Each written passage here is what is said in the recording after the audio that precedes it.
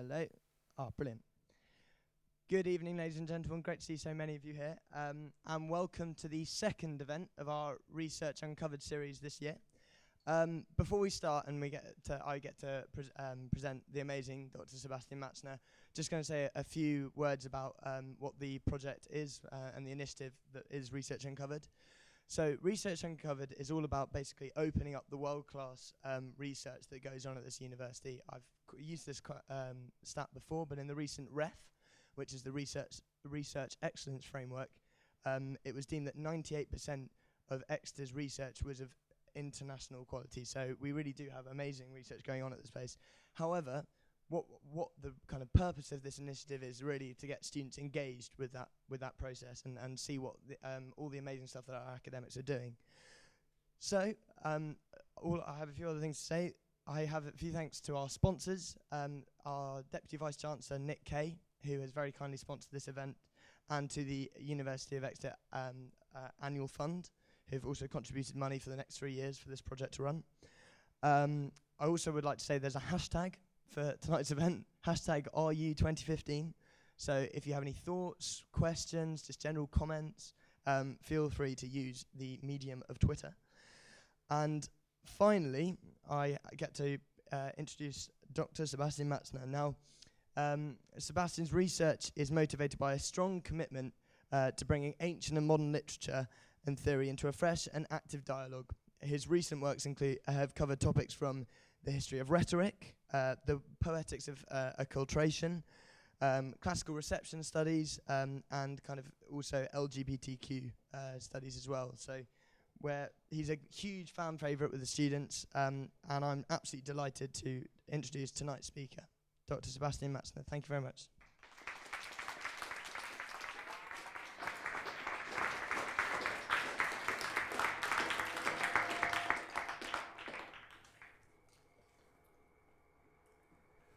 What is the love that dare not speak its name?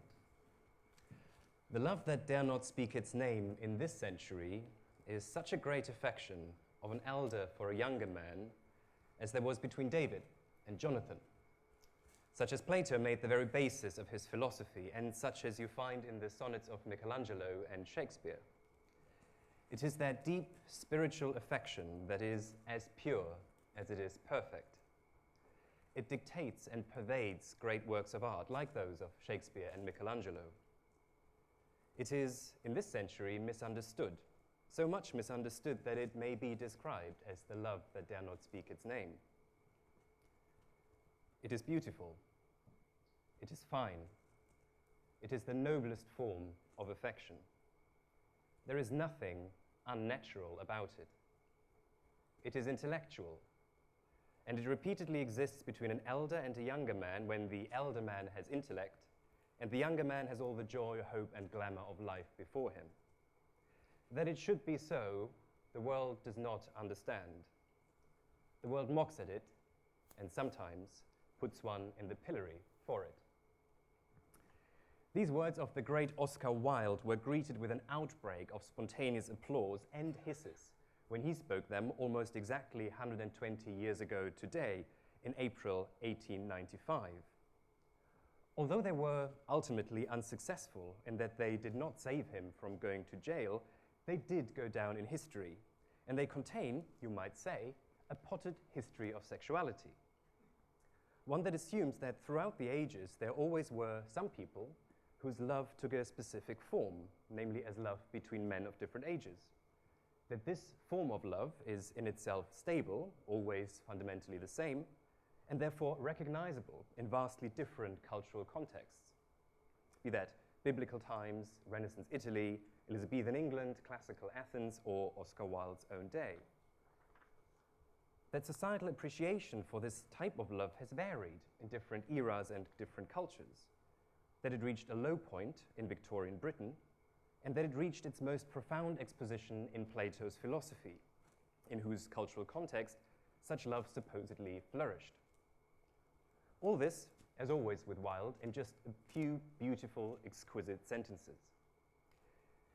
It needs no pointing out then that these lines not only made history, but went down in particular in LGBT history, And so while I feel extremely honored and indeed rather flattered to have been invited by popular vote to talk today about my research on the history of sexuality, I am positively thrilled that I should be doing so in February.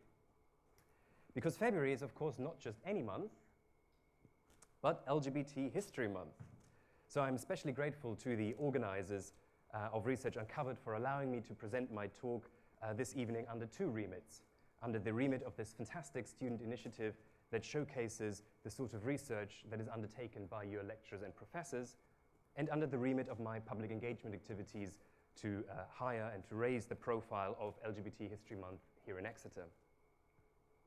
The image you see on the slide, incidentally, is the logo of this year's LGBT History Month, and it quite neatly summarizes what I will be talking about today, and what Oscar Wilde, whom I quoted earlier, was already hinting at. The birth of modern homosexuality out of the spirit of classical reception. That is, out of engagements of later periods with classical antiquity, its literature, thought, and culture.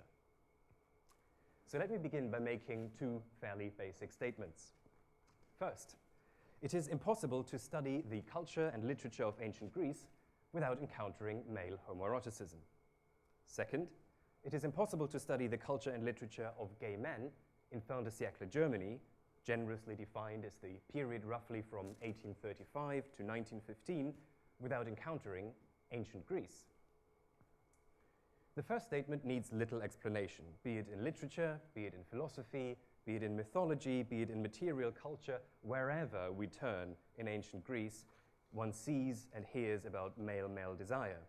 And disturbing for many enthusiasts of classical civilization, past and present, in a pretty much in-your-face kind of way. So have a quick look at the examples I've put on the slide and you'll see what I mean. I can assure you there is tons more where these came from, and this is not the X-rated stuff. My second statement probably needs a bit more explanation, and I hope to provide just that with my talk this evening. Throughout Europe's cultural history, the reception of classical antiquity is marked by an intrinsic ambivalence of antiquity being at the same time the foundation and the other of contemporary cultural identity. It is, as it were, the resident alien at the core of Western civilization. And this ambivalence is also fundamental to receptions of ancient Greek homoeroticism by men who were attracted to men in Germany in the 19th century. Now, this period is particularly important for the history of gay emancipation in two ways.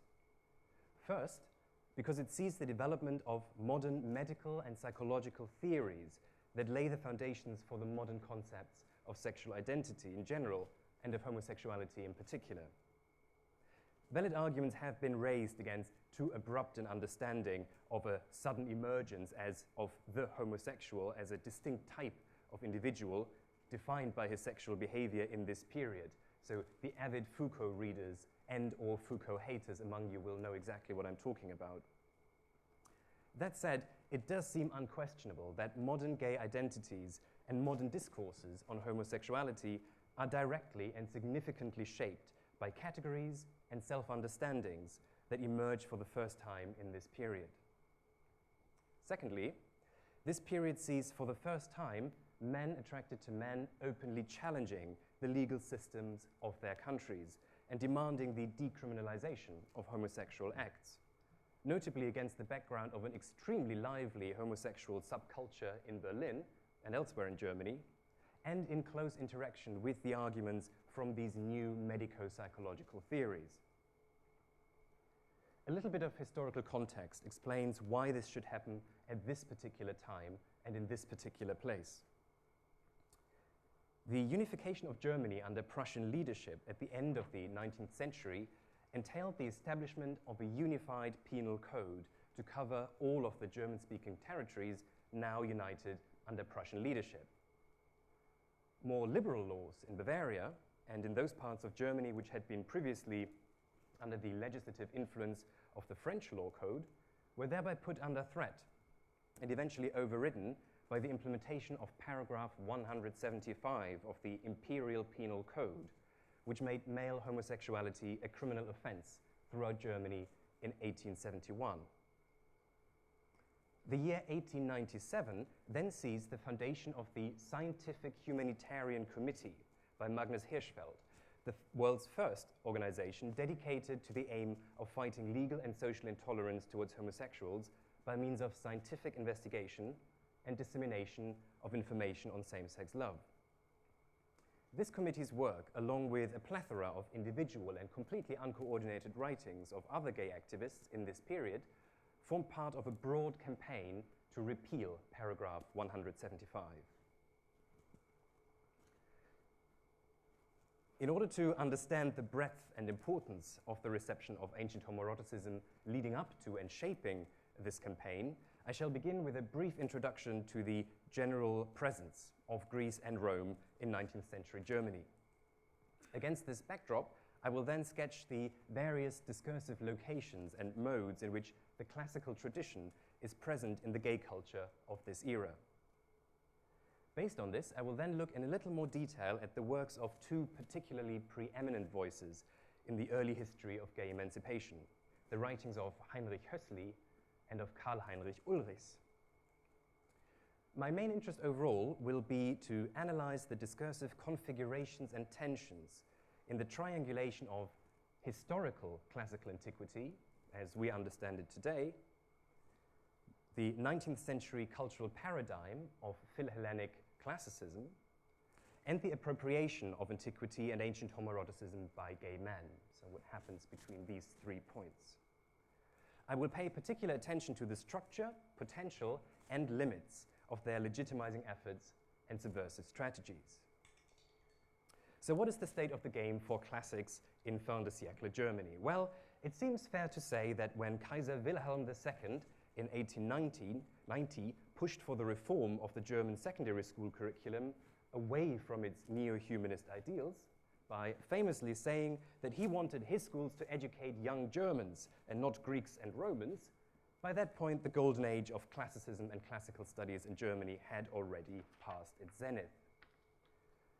Yet while the rise of nationalism and later modernism, each in their own way, changed the face of German culture and put an end to the so-called tyranny of Greece over Germany, ancient Greece continued to have a firm grip on the imagination and self-understanding of gay men in Germany well beyond that point.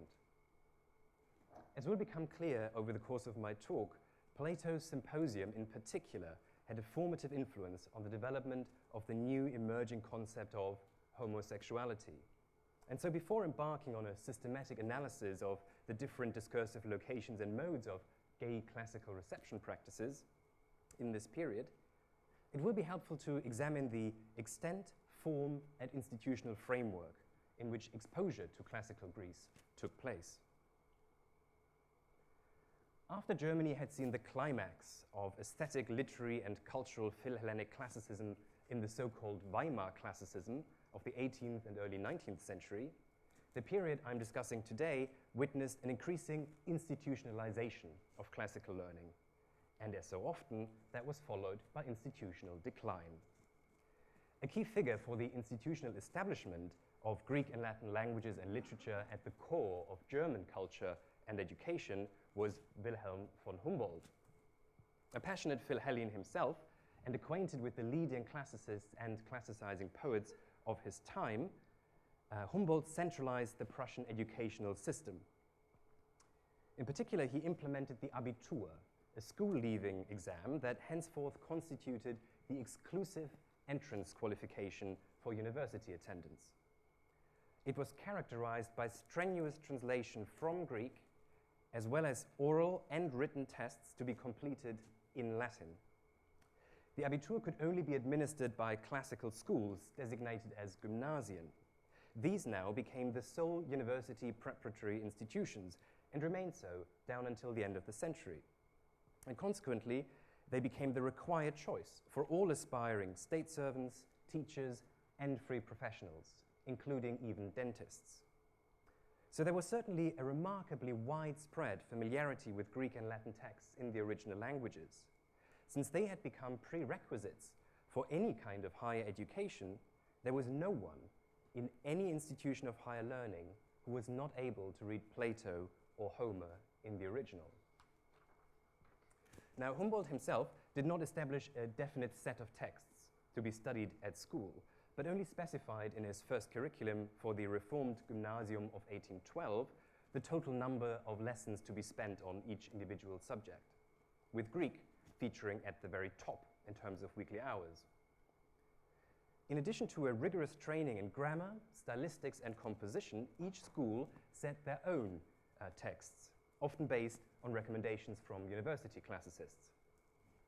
Friedrich August Wolff, for instance, professor of classics at the University of Halle and generally seen as the founder of the German discipline of Altertumswissenschaft as a distinct philosophical historical discipline, the word literally means the science of antiquity, suggested that teachers should read with their pupils Herodotus, Xenophon, and Plato, interspersed with passages from Arrian, Herodian, Plutarch, Lucian, and Julian, as well as a selection of Homer, and one comedy and one tragedy from each of the three great tragedians.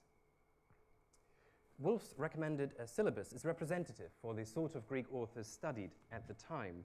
It's at secondary level throughout Prussia and well beyond.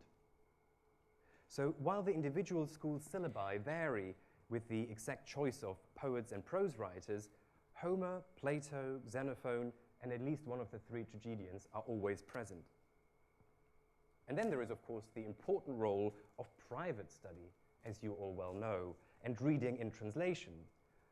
Wolff had recommended that if a text could not be studied in its entirety in the original, then pupils should at least read it in translation.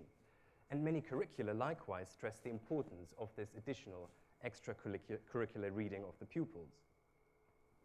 In order to achieve this aim, text editions with annotations in German and translations were published and became increasingly available. Consider, for instance, the case of Plato's Symposium, which, as we will see, played a significant role in the emerging public discourse on and conceptualization of same-sex love. Wolff himself had published an annotated edition of this work to be used by young students of Greek at the beginning of his own career in 1782. And Friedrich Schleiermacher had started a mammoth project of translating the whole of Plato into German, begun in 1803 with the last volume published in 1828, which made the Symposium available to a broad readership when it was published in 1807.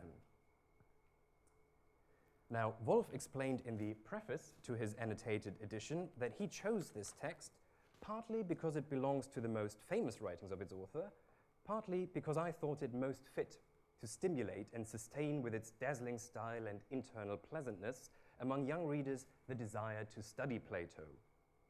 For it was first and foremost young men who I had in mind throughout, and I sought to tailor the plan and execution to their needs. So while not being a canonical set reading in an institutional sense, the Symposium was widely available in both Greek and German to many readers who were equipped with the cultural and linguistic knowledge to access what was clearly considered to be a key text of Greek literature. By the end of the 19th century, however, a growing movement for the reform of secondary education began to challenge the hegemony of classical language learning, which still, in 1890, accounted for 46% of classroom time at this level of education. In the course of this process, the gymnasium lost its monopoly over university entrance, and new school forms emerged. At Prussian Realschulen, for instance, Greek was entirely abolished, and Latin remained with only a reduced position in the curriculum. So this school reform marks a turning point in the history of German Philhellenism and the beginning of classics as a historicist, purely academic discipline. In 1890, the number of university faculty members engaged in teaching modern languages exceeded for the first time the number of those devoted to the ancient ones. By then, however, ideas about and examples of same-sex love in ancient Greece had already deeply shaped the German discourse on homosexuality, and it is against this background that I now shall proceed to analyze the dynamic operations of familiarity and otherness, which accompany classical reception practices in general, in the special case of the reception of ancient Greek homoeroticism in the emerging modern gay movement.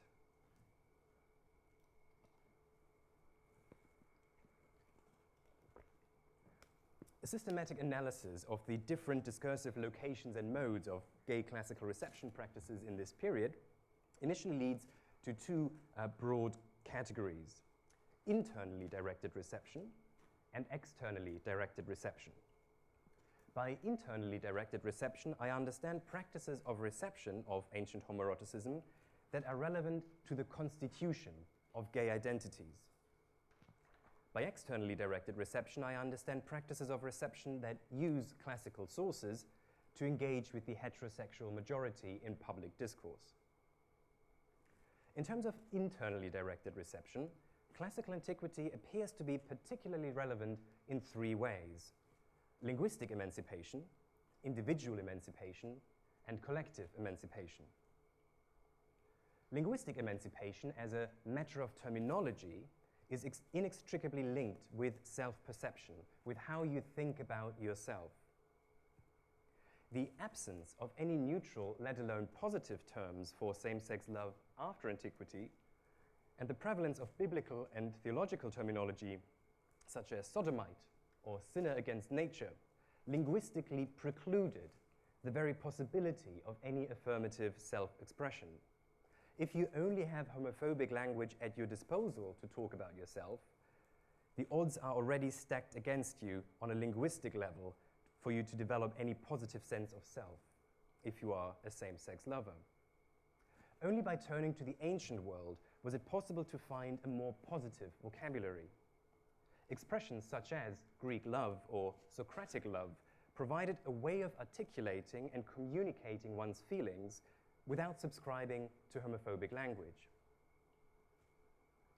Individual emancipation, or coming out to oneself, is also often linked to practices of classical reception. The formation of the homosexual self is often closely linked with, almost emerges out of, a reception practice in which individuals recognize their individual personal homoerotic desire in ancient writings and find themselves enabled to develop a gay identity on exactly that basis. It is, in effect, the fabrication of one's identity by identifying with someone else's desire.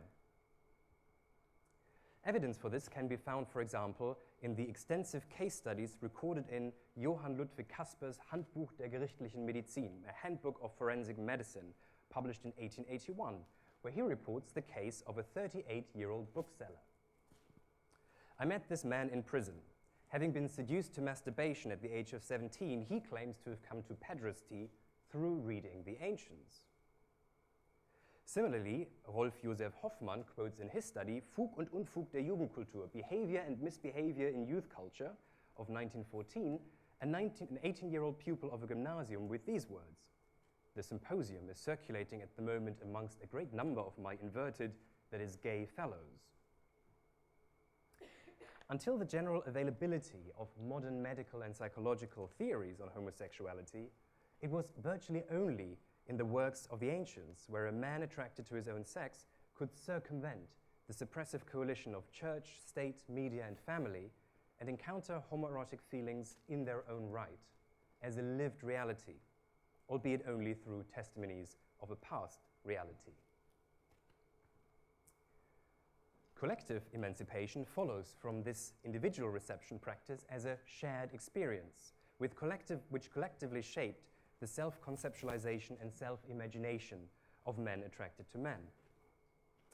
Ancient Greece provided models for shared ethics and aesthetics of the emerging gay community. In terms of ethics, ancient Greek literature provided concepts of companionship, such as military patriotic Spartan comradeship, which gained popularity as models for how male-male relationships should be pursued. In terms of aesthetics, one of the big legacies of Winckelmann's Philhellenism was that collections of classical casts, of classical statues, were to be found in almost every, even medium-sized German city. And as had been the case for Winckelmann himself, they provided a rare opportunity for many men who were attracted to the same sex to admire the nude male form in a culturally acceptable and indeed approved way. So as a result, classical antiquity became a shared framework and point of reference for homoerotic desire. as you can see in the titles of the very first gay magazines, which go by names like Eros or the Hellas Messenger, and they contain a Hellenizing ideal of male beauty in the photographs which they contain, images such as these. So on the collective level, we witness here again the reception practice of creating one's identity through identifying with others. In all of these forms of internally directed reception, antiquity functions as a sort of reservoir of alternative viewpoints. Antiquity is the other of contemporary society, in which both positive role models and liberation from contemporary restraints can be found. The otherness of marginalized same-sex love and the otherness of the classical past effectively fuse into an intrinsically Philhellenic gay identity. In the words of the writer and artist Otto Kiefer, quote, "I am a Hellene from ancient days, thrown into this uncomprehending age with a lively yearning for beauty and a burning passion for Hellenic love." The sentiment Kiefer expresses here is reflected in reflects a characteristic and really widespread attitude at this time. It consists in responding to the rejection experienced in contemporary society with its Christian morality and its bourgeois sensitivities by rejecting contemporary society in favor of classical antiquity. So the queer identity crisis was solved by an anti-modern counter-classicism, a gay classicism, as it were, in which ancient Hellas features as a gay utopia. One back. At the interface of internally and externally directed reception, references to antiquity are used as a means of safely communicating homoerotic desire in a heterosexist environment. Examples for this range all the way from high to low culture, or popular culture, one should say. The contemporary reception of Thomas Mann's Death in Venice, for instance, when it was published in 1912, largely overlooked the scandal of an openly narrated pederastic love story, thanks to its thoroughly Hellenizing poetics. The Greek coloring of the elderly Aschenbach's homoerotic feelings for the boy Tachu allowed sympathetic critics to explain away the novella's homoeroticism by reading it as a mere artistic defamiliarization, pointing to a symbolic meaning. And in this way, they modeled a reading strategy that rendered the work acceptable for the general public. The critic Brühl, for instance, declared the homoerotic subject itself in his review to be, quote, merely accidental. And the reviewer Hamann openly acknowledged, quote, in order to save the book for myself, I looked for a symbolism of the entire work, end quote. As a reading strategy, this move is absolutely consistent with what scholars of classics at this time are doing. In their attempts to reconcile the textual reality of the ancient sources with their values of a morally purified classicism, they too often produce symbolic readings, not least when they interpret the homoerotic aspects of Platonic philosophy. As a writing strategy, on the other hand, Thomas Mann himself implicitly described the conditions of the possibility of pushing the boundaries of the morally acceptable in this way, namely by using classicizing poetics. Now we come to the next one.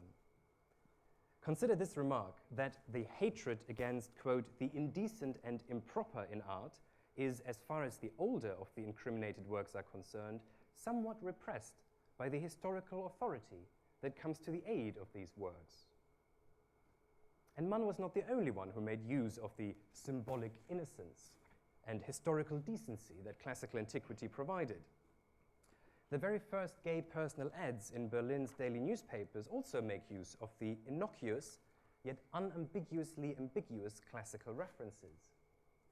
So you get, gentleman, aged 23, looking for friend, reply to the journal, quoting Socrates, or lady, 36 years old, desires friendly acquaintance, postbox 16, quote Plato.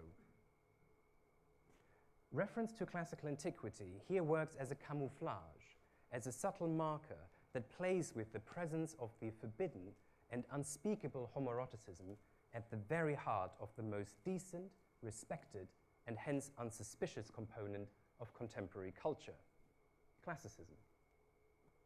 The status of antiquity here is therefore that of being both the familiar and the other.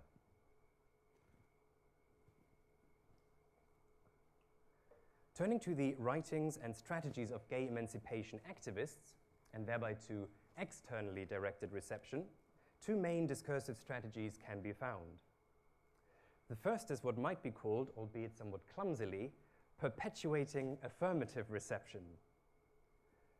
This reception practice consists in simply reiterating already topical classical arguments in favor of same-sex love as they've come down to us, say in Plato or in Plutarch or in Achilles Statius.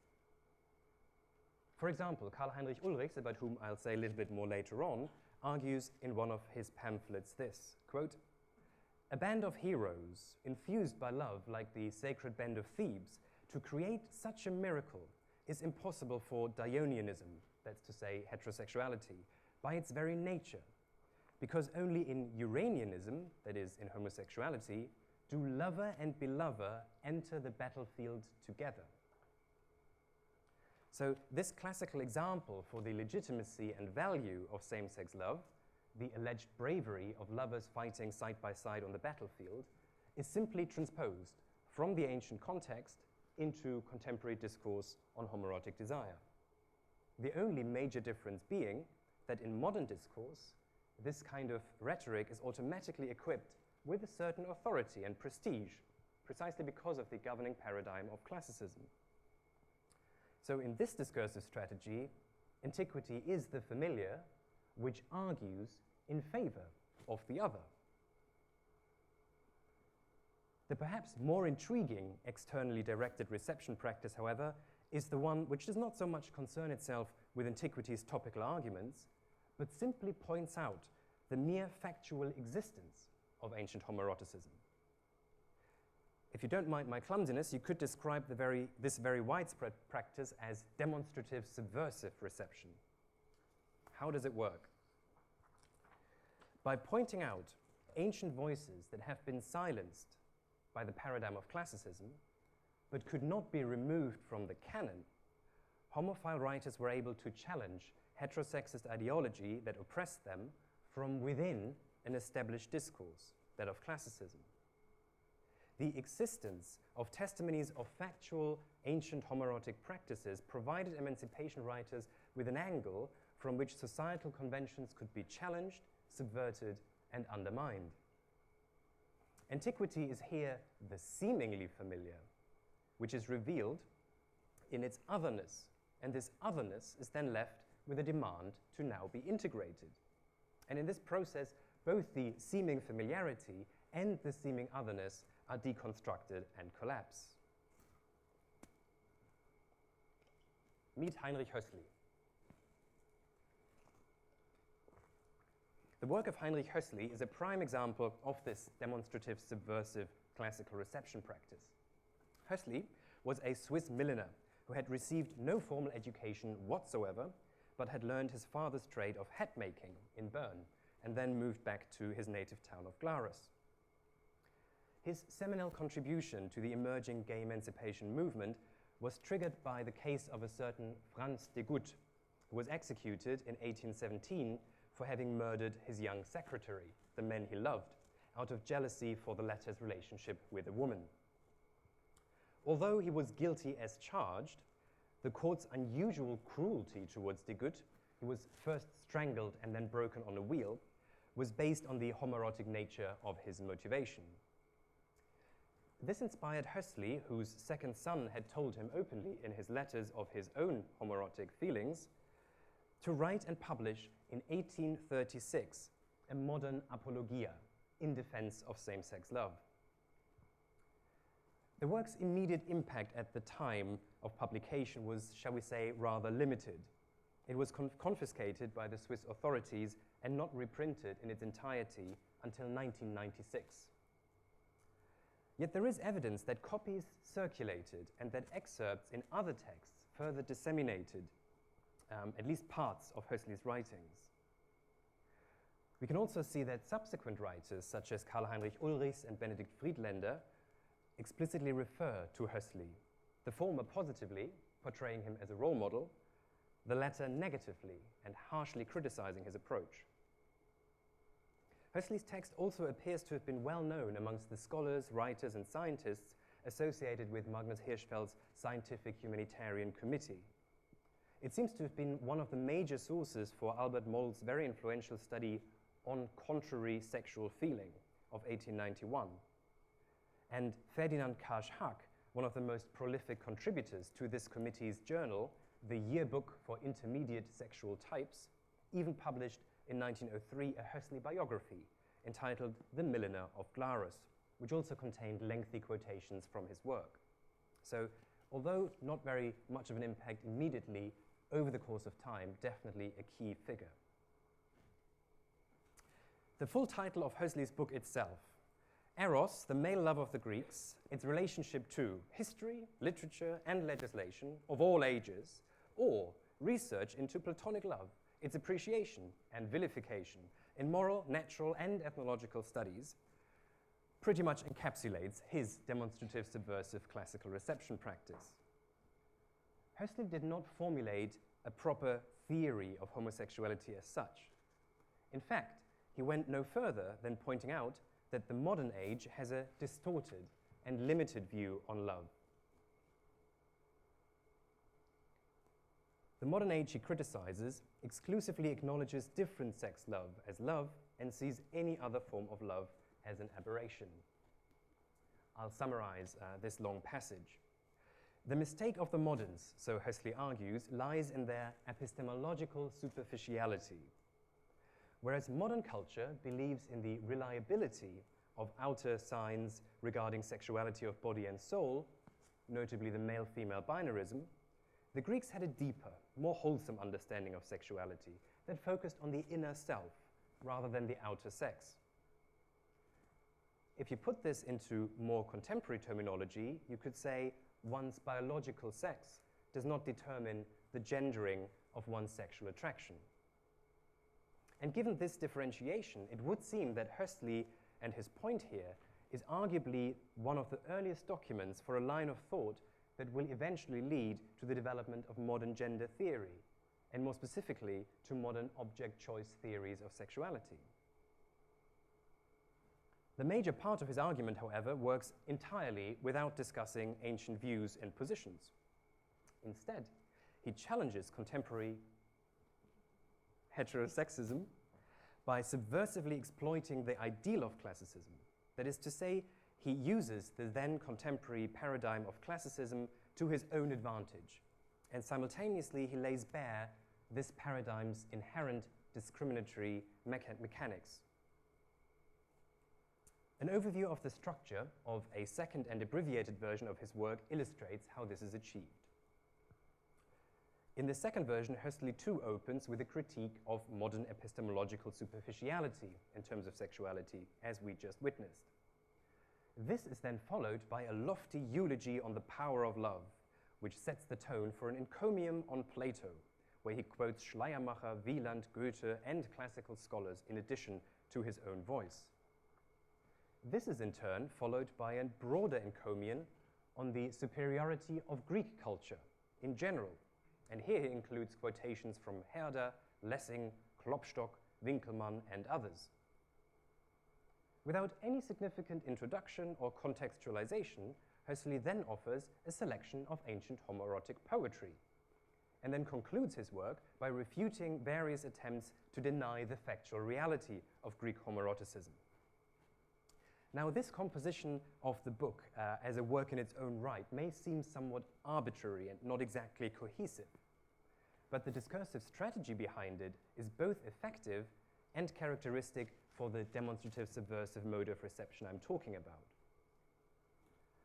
While his own eulogy on the power of love places Hössli implicitly among the various fictional speakers on love within Plato's Symposium, his subsequent encomiastic praise of Plato and Greek culture amply backed up with extensive quotations from all the greats of German culture, reassert the paradigm of Philhellenic classicism. The subsequent juxtaposition of simply presenting openly homoerotic ancient poetry and refuting various attempts of explaining away ancient homoeroticism then constitutes an emphatic insistence on the factual reality of same-sex desire in the classical civilizations. What is derived from these foundations is an absolutely simple syllogism, repeatedly made explicit throughout the text. If we are right in worshipping, following, and imitating the Greeks in every way as the ultimate realization of what mankind at the peak of its intellectual and cultural power is capable of, and if the Greeks obviously and undeniably practiced homoerotic love as an unquestioned and even celebrated part of their culture, then as long as we uphold the paradigm of Philhellenism and classicism, we too must embrace or at least accept homoerotic love. Quod erat demonstrandum. It is, however, noteworthy that already the early emancipation writers themselves saw the need to reaffirm the paradigm of classicism. Now we can. Hössli thus remarked, how quickly is one ready to discard the study of the ancients as redundant and as dead baggage, without considering how already the study of their language in itself has educating powers and is for training of the intellect what physical exercise is for the body. In this sense, the early emancipation writers need this system to be in place in order to be successful in their strategies of subverting it to their own intents and purposes. The whole power of this rhetorical move stems from pointing out the gap that opens up where the heterosexist society that devotedly follows the culturally constructed paradigm of classicism must at the same time find itself incompatible with central aspects of the very classical culture it so admires. Following this tension inevitably leads to a reductio ad absurdum.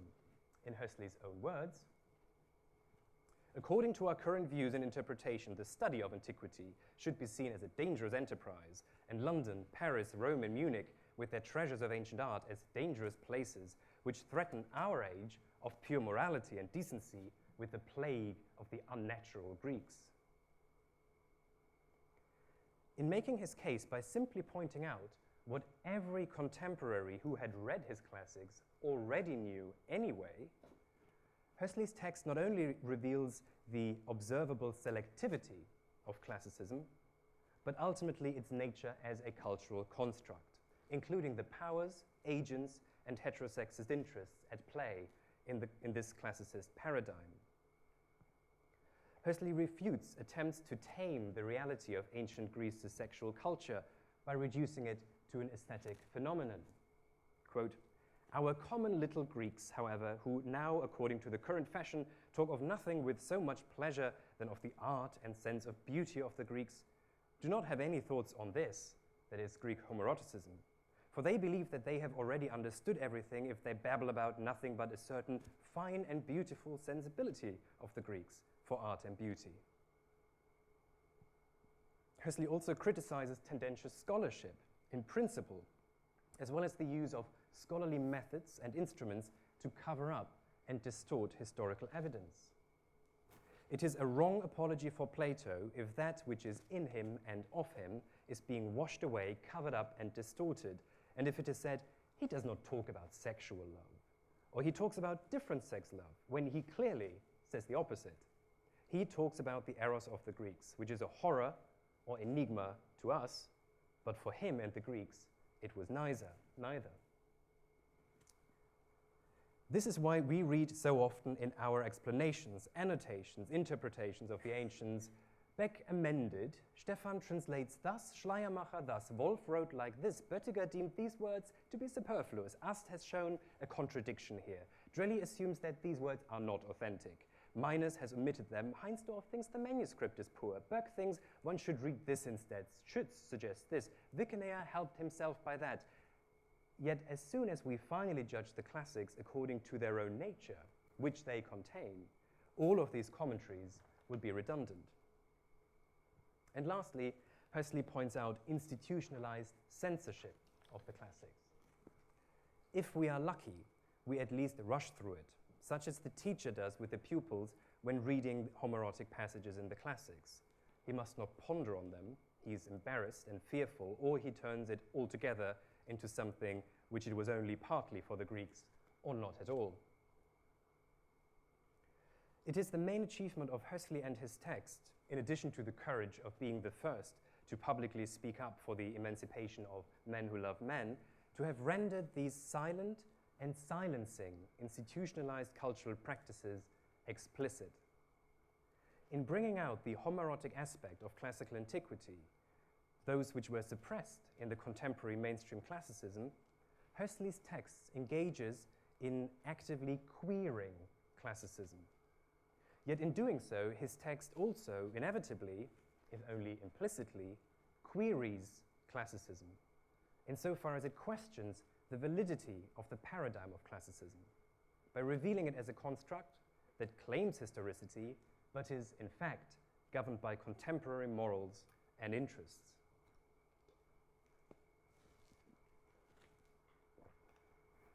How far the censorship which contemporary morals exercised over classical literature should go is nicely illustrated by the case of the confiscation of a collection of homoerotic poetry edited by Kupfer in 1900. In addition to a very brief critical cultural historical introduction written by Kupfer, it consisted mostly of a selection of homoerotic poetry, largely from Greek and Latin authors, but also from bits of modern literature. It was confiscated by Prussian authorities immediately upon publication for being indecent according to paragraph 184 of the Imperial Penal Code. The vested interests in the culturally valorized paradigm of classicism thus become truly palpable. The Prussian authorities attempted here to confiscate, together with the indecent part of classical literature, the very possibility of a gay classicism, while simultaneously restoring and reinforcing the spotless and impeccable antiquity of the ruling paradigm of classicism. Truth be told, however, it is not only mainstream classicism that turns out to be an interest-laden cultural construction. The very same is true for the gay counter-classicism discussed here. Groundbreaking late 20th century studies on the topic of male same-sex desire in ancient Greece by Dover, Foucault, and Halperin, although now corrected in individual aspects and often criticized for their reductive tendencies, have raised our awareness for the intense regulative and restrictive parameters that governed male same-sex relationships in ancient Greece, leaving us with an understanding of ancient homoeroticism that is far from the vision of totally free, completely socially acceptable and celebrated love between men under the sun of Greece, which has shaped the imagination and writings of 19th and early 20th century gay men. The works of Aldrich and Fernandez have widely explored and exposed this persistent myth of ancient Greece as a gay utopia. And this includes Hössli, whom I just talked about, and Ulrichs, whom I will talk about in a moment. What remains fascinating and largely understudied, however, is going beyond just pointing out where these German writers who are arguing for the emancipation of same-sex love misrepresent ancient reality according to our understanding of the past today, and instead exploring the underlying paradigms which shape their constructions of both same-sex love and classical antiquity, and to assess how they differ from ancient thought and practice on this more paradigmatic level. Now, this is a topic so rich and unexplored that what will follow in my discussion of the use of classical sources in the works of Karl-Heinrich Ulrichs cannot aim at even the thought of comprehensiveness. I will just limit myself to giving you a sort of outline of his key ideas. There he is, Karl-Heinrich Ulrichs, born in Aurich in the Kingdom of Hanover and educated at a gymnasium, which he left with the Abitur and thus with a solid knowledge of both Greek and Latin, excelling in particular in Latin prose composition. He enrolled and studied law, but while he did so, he attended not only the prescribed legal courses, but also courses across the humanities. He went on to work in various legal posts, including that of administrator and assistant judge, But when rumors about his own sexual activities reached his superiors, he preempted disciplinary action by giving up his post, and he relocated. He then worked for a few years as a journalist for the Allgemeine Zeitung in Augsburg, and then as a secretary to the German Confederation in Frankfurt. But since his anti-Prussian stance repeatedly brought him into conflict with the authorities, he eventually left Germany after Prussia had gained complete hegemony over Germany after the Franco-Prussian War, and then spent the last 15 years of his life in Italy. Good old Ulrichs is often described as, quote, the first gay man to have, quote, come out. In letters circulated to members of his family, he laid open his feelings of same-sex attraction and sought to understand his sexual identity in dialogue with his family. He then went on to publish these thoughts on the matter of sexual identity in a series of pamphlets written between 1862 and 1879. He published them initially under the nom de plume Numa Numantius, but dropped that name in 1868. In a key moment of the early gay emancipation movement, Ulrichs addressed on the 29th of August 1867 the Congress of German Jurists in Munich and openly argued the case for the decriminalization of homosexuality. Needless to say, he was shouted down at the occasion and not allowed to finish his speech. So, all in all, it's fair to say that his social, political, and legal efforts did not come to fruition. Paragraph 175 not only remained part of the Prussian Penal Code, but was extended over the entire newly founded German Empire. Yet despite the regular confiscation of his pamphlets by the Prussian police, the influence of his writings cannot be overestimated. His notions of same-sex attraction and their understanding as homosexuality had a huge impact on the work of the German sexologists associated with the Scientific Humanitarian Committee I already mentioned. This is proven not least by the fact that the terminology that he coined was so completely and so uncritically absorbed into the technical vocabulary of this committee that the founder, Hirschfeld himself, initially rejected Kurt Benny's fancy neologisms homosexuality and homosexual as, quote, hybrid monstrosities. Ulrichs summarized his theory of homosexuality in this formula, anima muliebris in corpore virili inclusa, a feminine soul contained in a masculine body. Developing Hössli's notion of a difference between one's biological sex and the gendering of one's sexual attraction and identity further, by combining it with embryology, Ulrichs postulated the existence of two hermaphrodite seeds in the embryo, one for the biological sexual organ, one for the psychological sexual drive, both of which are supposed to develop either into a female or into a male form. But since they do so independently, a combination of male sexual organs with female sexual desire, understood as sexual desire directed at men, is a combinatory possibility. Ulrichs conceded that it was natural law that both of these seeds should develop into the same direction. But he argued that there was a possibility for exceptions from the rule, resulting in persons with unaligned biological sex and psychological sexual desire, who were neither totally men nor totally women, and hence constituted the third sex. As if the idea of original hermaphroditism and a subsequent dissociation into several possible male-female combinations were not enough to make this sound suspiciously like another version of Aristophanes' speech in Plato's Symposium in modern biological terms, Ulrichs went on to name his third sex Urninge, Uranians, to counter-distinguish his new theory against the narrowed-down notion of Greek love as pedophilia or anal intercourse, which it had increasingly come to denote over the course of the late 19th century.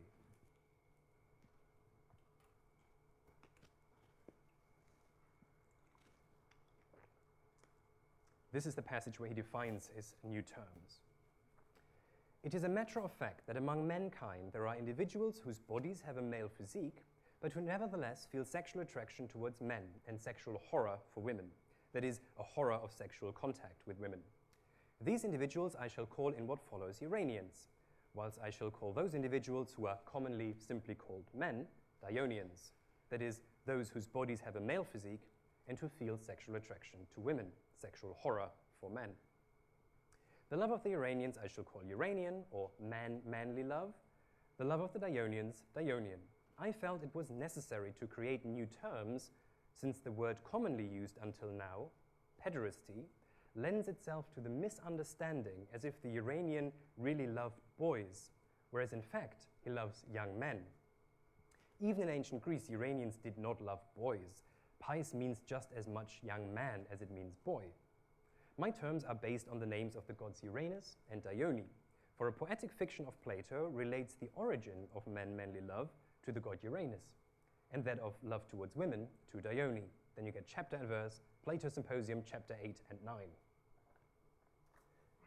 Ulrichs here explicitly links his own thoughts with the speech of Pausanias. However, his discussion of different types of humans with different patterns of sexual attraction also strongly recall Aristophanes' myth of original man in Plato's Symposium. There, the originally two-headed, four-legged, and four-armed mankind, some of them male-female combinations, other male-male combinations, others female-female combinations, were cut into halves, into what we know today as male or female individuals, with each half left yearning to be reunited emotionally and physically with their lost other half. Now, you might have an initial impression of a direct continuation of ancient thought here, but this is quite misleading. In fact, Ulrichs' whole theory is based on the unquestioned paradigm of his day and age, namely that sexual attraction can never exist between males. It can only ever exist between the male and the female. So it is the female psyche of the only superficially male Uranians that is attracted to the altogether male Dionian. Now, this logically brings up the question whether there can be any same-sex attraction between two Uranians, between two gay men. As a logical consequence of his adherence to the contemporary male-female binary paradigm, Ulrichs initially categorically denies this. Does one Uranian exercise sexual attraction on another Uranian? Hardly any, or not at all, at least as soon as the female element discloses itself. Why? This is clear from the above. He lacks real masculinity.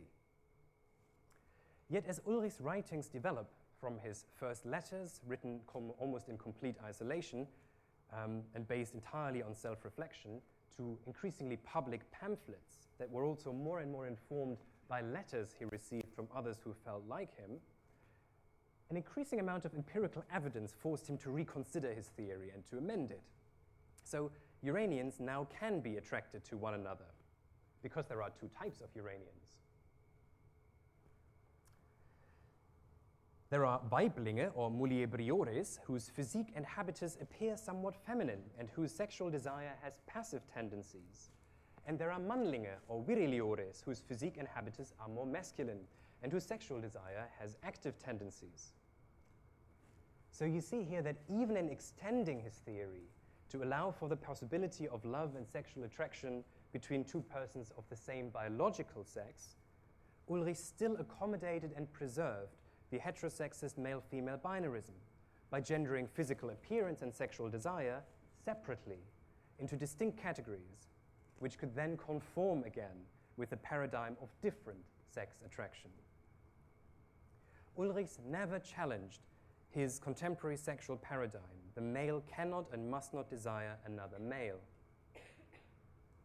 The otherness of antiquity on a paradigmatic level, here the irrelevance of sex and gender for sexual attraction, albeit not for actual sexual practice, in antiquity, is not exploited.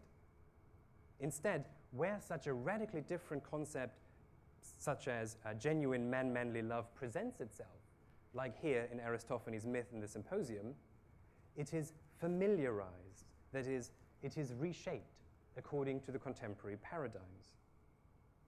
And these paradigms are to a remarkable extent still with us today. In fact, you could say that Ulrich has invented and then left us with a homophobic homosexuality, one in which men desiring men are not real men because they lack real masculinity. Ulrich's Uranians, for whose rights he bravely fought, are conceptually, essentially, effeminate freaks of nature. That is a view to take issue with. And this is indeed what happened pretty much right from the start. Benedikt Friedländer, whom I already mentioned a couple of times, is one of the most vocal opponents of Ulrich's views, which increasingly came to dominate the public understanding of male same-sex attraction and haunt us till this very day. Time does not allow me to say anything about this almost immediate backlash against Ulrich's views today, although it's incredibly fascinating. But if you would like to know how this story continues, I have good news for you. Because already next week I will be giving the Classical Association of the Southwest lecture here on campus in the XFI Lecture Theatre, Wednesday, 11th of February, 5 o'clock sharp. My talk then will be entitled Forgetting Plato, Classical Alternatives for Theorizing Same-Sex Love in 19th Century Germany. And I'll pretty much pick it up from where we end tonight. So keep celebrating LGBT History Month and do come along for round 2 on Wednesday. For tonight, from me, only one last thing. There is a lot of absolutely great work being done in schools up and down the country in this month to combat homophobic bullying in schools by informing pupils about the great contributions that LGBTQI people have made throughout history. And a lot of this is done and organized by the charity Schools Out, who also designed and promoted this year's logo for LGBT History Month. So if you would like to support their work and maybe get a beautiful souvenir of tonight's event, I have a limited number of pins and key rings with this beautiful logo on me. They come at £3 a piece, and all the money goes straight, shall we say, it goes directly to this charity. So we'll leave it here for tonight. Thank you.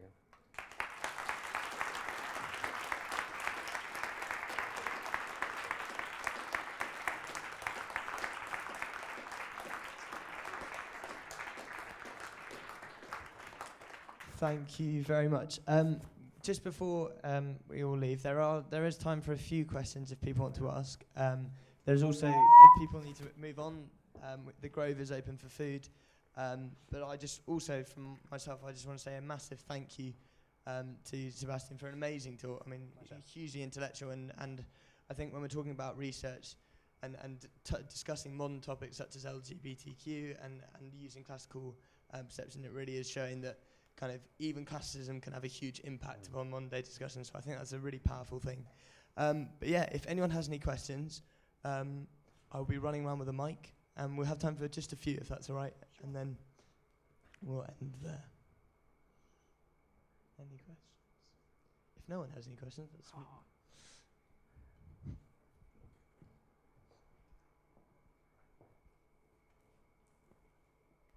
Thanks.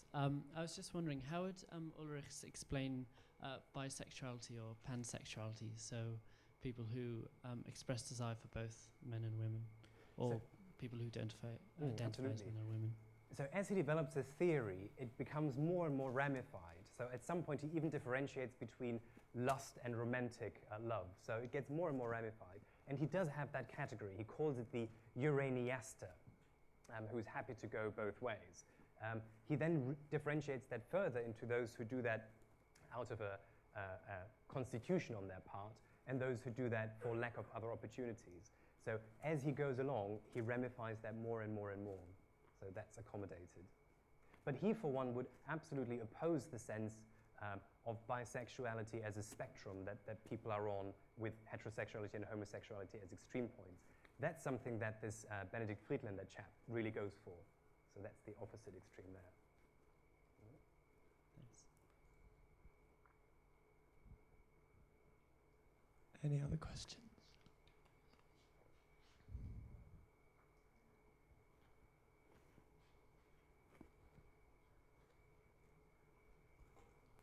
Just wondering, do you know what was going on in Britain in terms of this kind of discourse at the same time?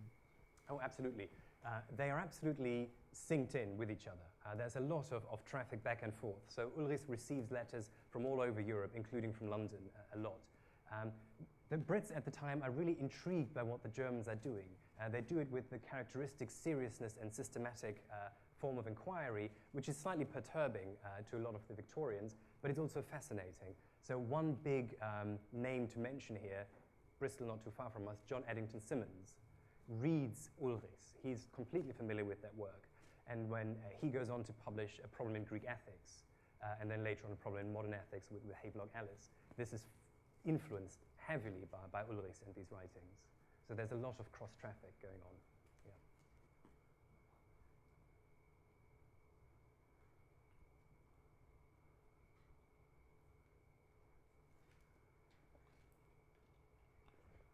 Hi. So much of this is based from Plato. I was wondering to what extent, and you say that that's because so much of it was translated into German. How many other sort of classical texts? So one of those books showed Zeus and Ganymede. Did that have an important part in this movement as well? Yeah, absolutely. I mean, this is in terms of the iconography. This is one of the favorites. That's all over the place. They really harvest these sources. I mean, if you read bits of Ulrich, he's an absolute polymath. He masters not just the canonical text, but really outlandish bits and pieces filter in there. It's quite, I mean, he's incredibly learned in this respect. And because this features so prominently in modeling identities and having this second level of signification where you can speak through myths and articulate yourself, all of this is drawn on. So in terms of visual art, the myths are picked up frequently. In terms of authors, you've got the whole range, all the big topical passages from both Greek and Latin literature feature prominently. Yeah. Ovid is another favorite, unsurprisingly. He's very perturbed by Martial. He doesn't quite get that. But Martial plays an important role for him when it comes to lesbianism. His model with these two different seeds logically also includes the possibility of a female body with sexual desire directed at women. And when one of his first readers, his uncle actually, writes back to him, so what about a fourth sex? He says, that doesn't concern me at all. I've got nothing to do with that. That changes when he reads Martial, who writes a lot about all these women-on-women things going on, which Martial gets very excited about, and Ulrich gets slightly confused about, but it then matches with contemporary reports, and that way we get lesbian love also integrated into the model.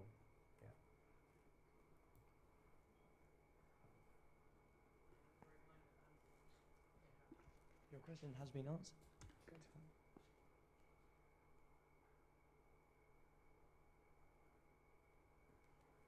One last question over.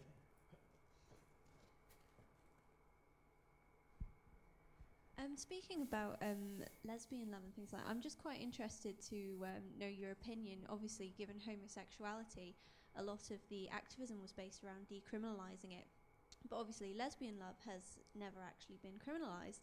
And I know I read of quite a few things for myself that said that the reason for this was kind of if they did criminalise it, it would bring it more into the public eye and, you know, heaven forbid we have more lesbians. So I'm just quite interested to know your view on that. I mean, this is a wonderful anecdote where Queen Victoria outright refused to believe that such a thing existed. So it's that much under covers that one doesn't even ponder that possibility. Now that's a really important point. I think it's crucial to bear in mind that these identity categories really emerge out of and consolidate and gain force because of legal political activism. They are first and foremost geared towards that. And then it's through this kind of systematic reflection that you get these groupings like lesbian, gay, bisexual, trans, and so on. So this consolidates as a cluster afterwards. Now, when I talk, I've had good conversations with colleagues who work on lesbian historiography, and there is a real debate to be had on whether it makes sense to study lesbian historiography and gay male historiography together or not. Because at one point in time, this sort of gels into a grouping with shared experiences, shared objectives, shared notions of self. But in other parts, that really doesn't quite work historically. So I think that's a great thing to keep bearing in mind. Yeah.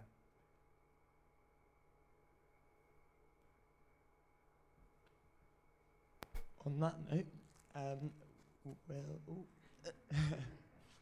do not forget to take one of the amazing pins that will be on display by the entrance. Just come up. Or just come up and grab one. Thank you very much for coming this evening. I would urge you to come to some of the Research Uncovered events in the future. We still have a full programme. They're on the flyers. If you haven't got a flyer, there are some on the seats here, but you can also grab one off me. It's also on the Research Uncovered website.